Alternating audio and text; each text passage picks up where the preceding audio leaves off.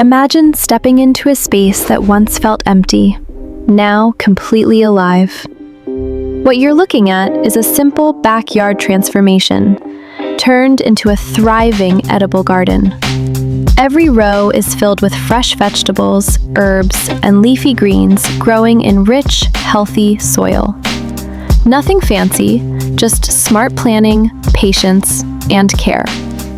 This is what happens when you start working with nature instead of against it. The soil becomes richer over time. The plants grow stronger. And suddenly, your backyard isn't just a space, it's a source of food, calm, and connection. You don't need a huge farm to start. Even a small patch of land can become something incredible. One seed at a time, one bed at a time, everything changes. And the best part? You created it yourself. A living garden that feeds your body and your mind. Within just 1 year, your backyard can completely transform into a real edible paradise.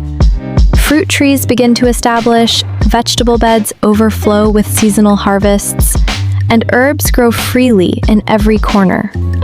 What once looked like empty space becomes a living ecosystem of food, color, and abundance, right outside your door. And it all starts with a single decision to begin.